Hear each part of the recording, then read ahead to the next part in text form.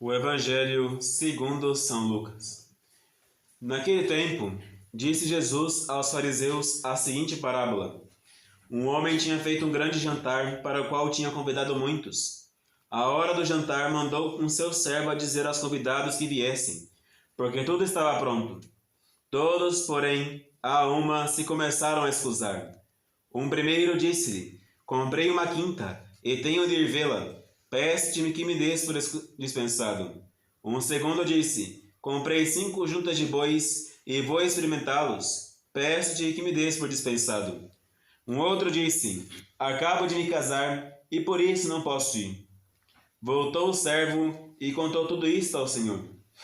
O dono da casa, então, irritado, disse ao servo: vai imediatamente pelas praças e ruas da cidade, e traz-me cá os pobres, os aleijados, os cegos e os coxos.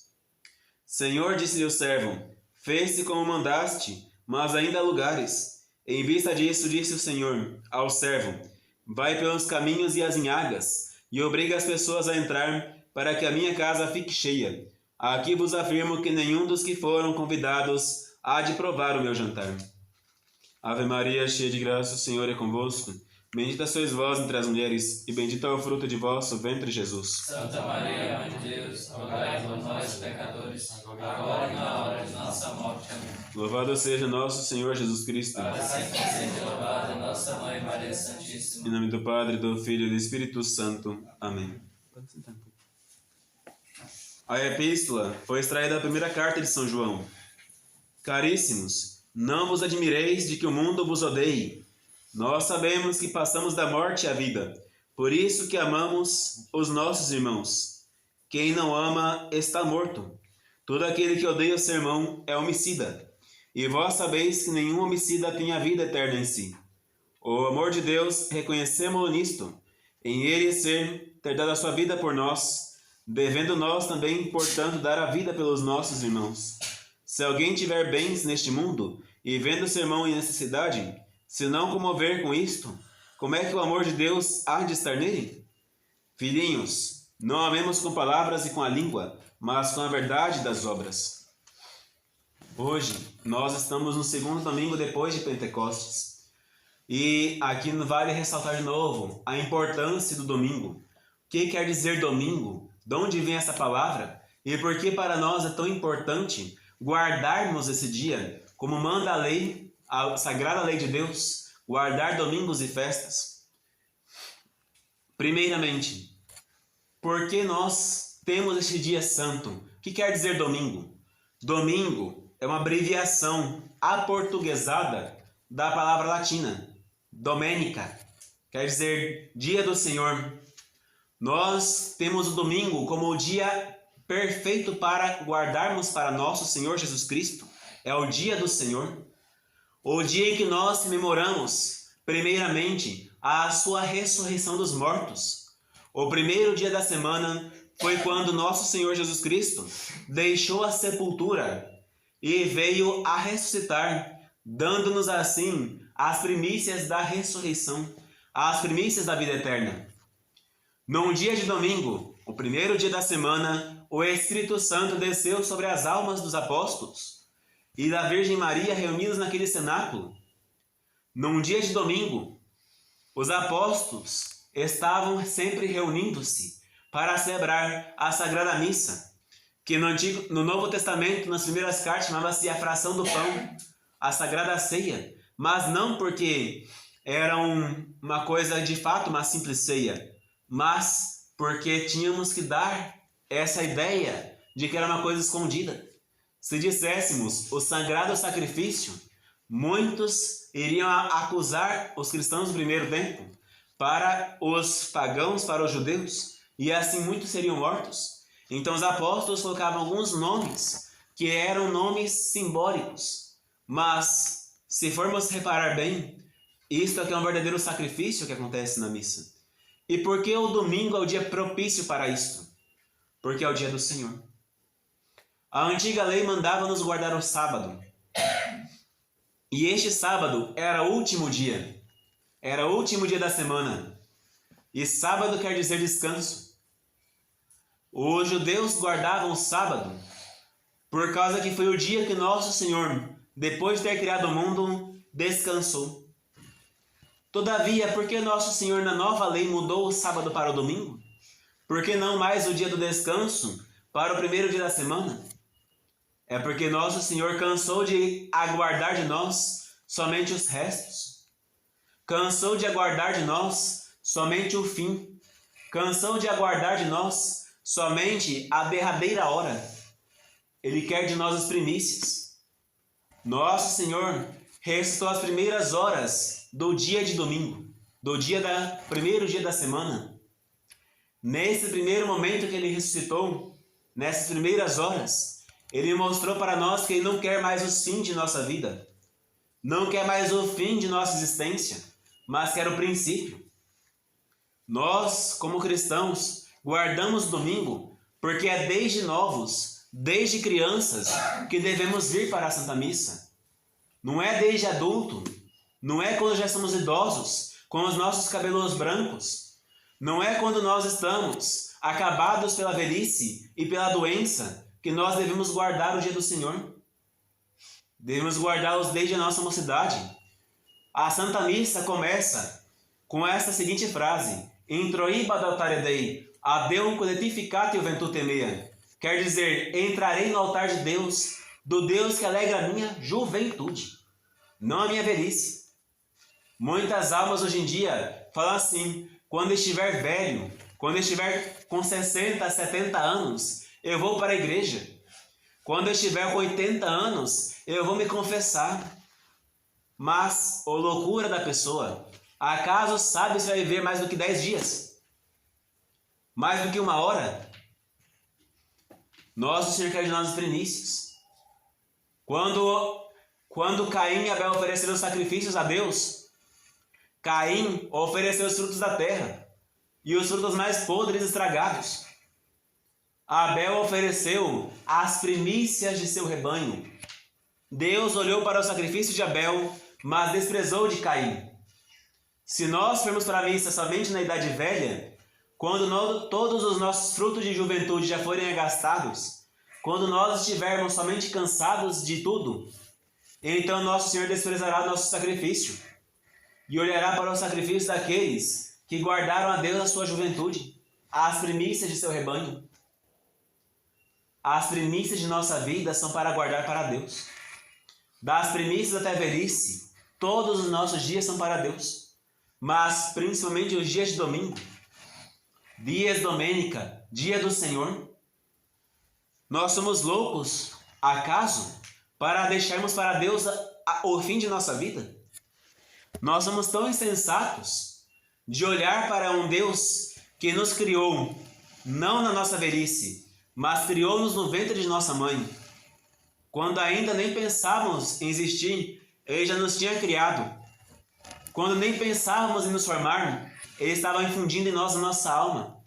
O Deus que nos amou desde o princípio de nossa vida, acaso é justo que nós demos para Ele o fim de nossa vida?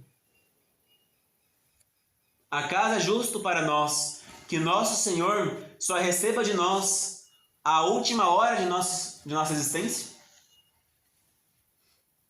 Nosso Senhor disse: se vós me buscardes somente no fim, eu vos desprezarei.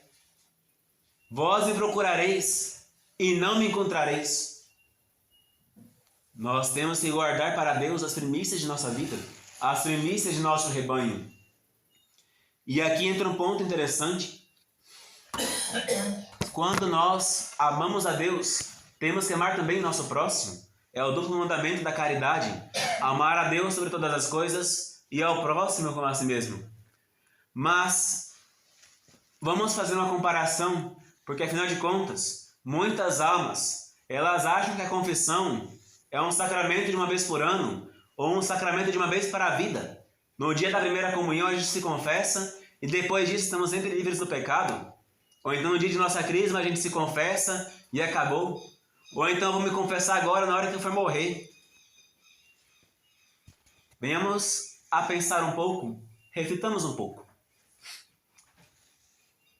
Nós sabemos a hora de nossa morte? Nós sabemos a hora que vamos deixar essa existência carnal, que nossa alma será separada de nosso corpo? Que nosso Senhor há de vir a nos julgar? Nós sabemos a hora que nosso Senhor há de vir nos buscar? Como nós vemos no Evangelho, o Senhor da casa preparou um banquete e chamou seus convidados. Ele não chamou na hora que o convidado estava pronto. Ele chamou na hora em que ele preparou o banquete. Nosso Senhor, Ele não vai nos deixar, não vai vir nos chamar bem assim, colocando a mão no nosso ombro, podemos ir? Não. Ele vai ser igual aquela mãe que é dura, igual aquele pai que também é duro, e falará bem assim: é hora, te prepara que eu vou te buquear agora, vamos, arruma. Se a criança estiver pronta, vai. Se não estiver pronta, vai do mesmo jeito. Se arruma no carro, no caminho. Nosso Senhor, Ele é desse jeito. Ele não vai perguntar, está pronto? Ele vai falar assim, vamos. Assim que nosso Senhor faz. Por isso nós, quando vamos para a Santa Missa, quando vamos para uma igreja, pelo menos uma vez no mês, não precisa ser todo dia, mas pelo menos, no mínimo, um cristão que zela pela sua salvação eterna. Aquele que se preocupa com a hora de sua morte, pelo menos uma vez por mês, vai até o confessionário e se confessa. É o mínimo do que um cristão tem que fazer se acha que a sua alma vale alguma coisa. O mínimo. Por que eu estou falando disso no dia do Senhor? O que tem a ver o domingo com a confissão? Primeiro, nosso Senhor quer de nós as primícias. As primícias também de nossa confissão. Nosso Senhor não quer esperar a hora da nossa morte. Na hora da nossa morte, nosso Senhor não vai querer nos confessar. E para isso tem para vós um exemplo. Havia um homem, numa certa cidade, onde passava então São Francisco de Borja. E este homem estava agonizando. Este homem nunca foi para a missa. Este homem nunca buscou a confissão. Ele só era batizado. Daquele que batizou, fez a primeira comunhão e fugiu da igreja. Esse homem não buscava os sacramentos. Eis que na hora da morte, ele estava a se debater como se fosse um louco, como se sua morte fosse sofrida. E seus parentes ao seu lado falavam assim: homem, te confessa. Homem, busque a Deus pelo menos agora. A sua esposa chorosa estava do lado do seu leito, a pedir para ele que se confessasse, pedindo a ele que olhasse pelo menos naquela hora para Nosso Senhor, pensasse um pouco naquele momento, e aquele homem somente se debatia e dizia que não ia buscar sacramentos. Não quero sacramentos, não quero Deus, não quero nada. Nesta casa entrou São Francisco de Borja e também tentou convencer o homem. E o homem dizia: não quero sacramentos, não quero Deus, não quero nada. São Francisco de Borja, contrito, saiu da casa daquele homem e encontrou uma cruz no caminho. Ajoelhou-se aos pés da cruz e falou: meu Senhor, eu vos peço, convertei aquele homem, olhai por aquela alma que vós criastes, resgatai-a neste momento. Olha que vosso sangue foi derramado por aquela alma. Então do crucifixo, São Francisco escutou a seguinte frase: volte lá, que eu derramarei sobre ele abundantes graças. Falai de novo para ele se confessar. E São Francisco voltou para lá. E não importa o quanto ele falasse, não importava o quanto ele incitasse o homem a se confessar e a buscar a Deus, o homem se debatia e dizia: não quero Deus, não quero sacramentos, não quero saber de confissão. São Francisco voltou ao mesmo crucifixo e falou: Senhor, vós derramastes vosso sangue, e aquele homem não quer se converter. Por favor, derramai mais da vossa graça. É uma alma que vós resgatastes. Então, do crucifixo, ele escutou: pegue esse crucifixo e leve até lá. Me pegue e leve até lá. Quando chegou na casa do homem, São Francisco olhou para as pessoas e falou bem assim: por favor, saiam. Me deixem a sós com ele. E então, naquele momento, São Francisco e a imagem do crucificado, que tomou vida, começou a falar com aquele homem. Não só isso, a imagem do crucificado que se mexia começou a derramar sangue de suas mãos, de seus pés e de seu lado, e da coroa de espinhos. E dizia: olha, homem, eu derramo de novo sangue por ti. Por favor, te confessa. Por favor, volte para mim. Eu vim para te resgatar. Olha quanto sangue eu derramo sobre vós, para que vós buscais a vossa salvação. E o homem se debatia: não quero saber de Deus, não quero saber de confissão, não quero saber de sacramento.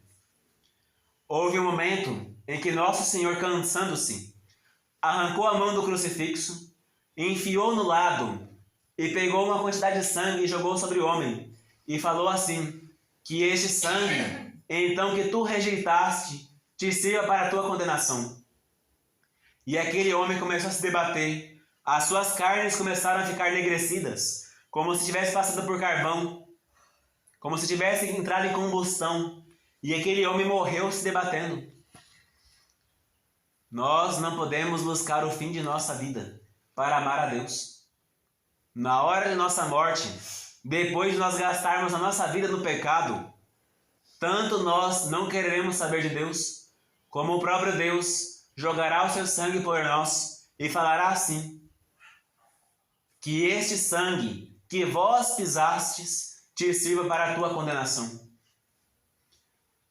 Olhemos então enquanto é tempo. Nosso Senhor quer de nós as primícias e não o fim. Ave Maria Puríssima. Sem pecado concebida. Ave Maria, cheia de graça, o Senhor é convosco. Bendita sois vós entre as mulheres, e bendito é o fruto de vosso ventre, Jesus. Santa Maria, Mãe de Deus, rogai por nós, pecadores, agora e na hora de nossa morte. Amém. Em nome do Padre, do Filho e do Espírito Santo. Amém.